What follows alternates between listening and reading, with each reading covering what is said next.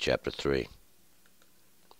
And it shall come to pass afterward that I will pour out my Spirit upon all flesh, and your sons and your daughters shall prophesy. Your old men shall dream dreams, your young men shall see visions. And also upon the servants and upon the handmaids in those days will I pour out my Spirit, and I will show wonders in the heavens and in the earth, blood and fire and pillars of smoke. The sun shall be turned into darkness, and the moon into blood, before the great and terrible day of the Lord come. And it shall come to pass that whosoever shall call upon the name of the Lord shall be delivered. For in Mount Zion and in Jerusalem there shall be those that escape, as the Lord hath said, and among the remnant those whom the Lord shall call.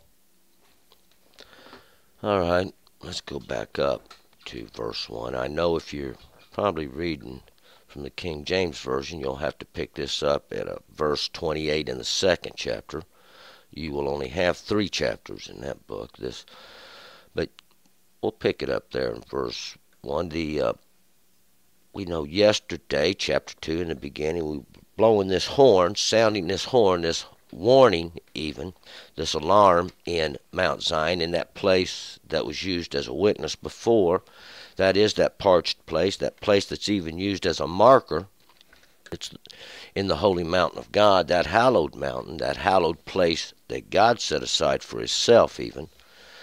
All the inhabitants should take warning, because God is going to come, and when God comes, he comes in a great judgment, see, and we'll find that's what he did. He sent his armies before him, these armies of destruction, these armies of darkness, of confusion even, and it was a fire, this judgment, that devoured.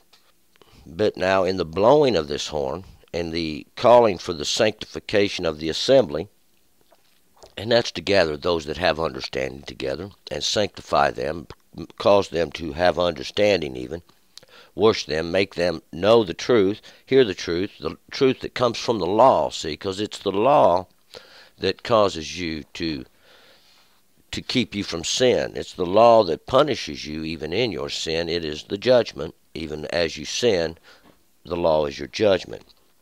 It's that which judges. God set it in the earth for that purpose.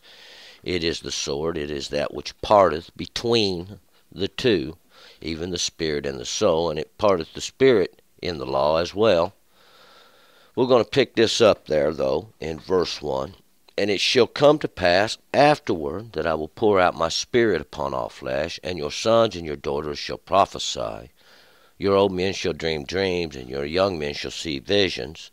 And we'll see this afterward. This God says he will pour his Spirit out, or pour out his understanding, see, because God holds back the water. God holds back the understanding, just like he parted the sea when Moses crossed the Sea of Reeds. He held back the Jordan River, these waters that descend, so the children could cross on dry land. See, God's showing you, he holds back the waters, he parts the waters, he does these things, and when he causes the understanding to be released, even the understanding of the law, because it's the law that binds up the evil and the wickedness on the earth, and this prophecy is just to speak and to plainly make known, even understanding these sons. These sons are this that does go forth with the seed, or this would be the ones who have the law, and the daughters are the ones who have received it, even the understanding, see, from the law. Your old men, those ones who are even experienced. The young men are the ones who would not have the experience, but the strength. See, 2, and also upon the servants and upon the handmaids in those days will I pour out my Spirit. These servants and these handmaids in those days, that would be considered maybe in a lesser portion of stature, but God says, I will pour out my Spirit upon them as well. And this is the understanding, because all are equal in God's eyes. All are equal in God's eyes. No man can gather any more than another, for the law is the manna, see, and we gather it for ourselves, because God give it to each and every one of us, see. Even in the beginning, he wrote it upon your heart. And these handmaids are represent these ones who even serve understanding. They serve the law. See, they observe it.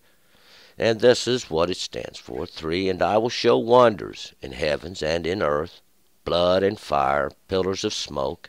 These wonders, these signs, these things which we can tell by within the heavens and the earth.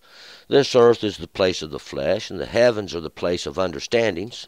See, this blood, this sin, and fire, these judgments, and these pillars of smoke, these things that we can see, these pillars are kind of that which spreadeth like a palm tree, has that erect, that's like a teaching spreading forth of smoke. And this is confusion, this smoke is. 4, the sun shall be turned into darkness, and the moon into blood, before the great and terrible day of the Lord come. The sun shall be turned into darkness. And the sun, and see, in the beginning God had 2 lights, he said, in the heavens, a greater light to rule by the day, a lesser light to rule by the night. And the sun is that greater light, this greater understanding that God has, should be turned into darkness, should be turned into... Why is it darkness? Because nobody understands it. It's a confusion even. It's that which they've used to pollute. It's this which they've used to impute, and the moon into blood. This moon, even that lesser light, into sin. See, because that's what it represents. This blood represents that which should be poured out upon the earth, and that is that sin that is poured out, that the blood representing that which is in the life, and the moon representing that lesser light. See, that lesser understanding that God given. These represent the images and these mighty ones that God sets up to rule over all the earth. These are your lesser lights. These are your lesser understandings before that great and terrible day comes. See, and that great and terrible day, even that great and terrible understanding that God's going to bring, see, when he brings the law and makes the truth known, just like we've been talking about the whole book. They make their self known through their deeds. 5, and it shall come to pass that whosoever shall call on the name of the Lord shall be delivered. For in Mount Zion and in Jerusalem there shall be those that escape, as the Lord hath said, and among the remnant those whom the Lord shall call. And it shall come to pass after that whosoever shall call on the name of the Lord shall be delivered in Mount Zion and in Jerusalem, in that place of peaceful teachings, in that parched place, in that place that he set as a marker. See, whoever shall call upon the name of the Lord, and we know that name should not be spoken. This is God himself, and that's who that name shall be. It's God, and it is no other. Turn and return. Let's move forward to chapter 4.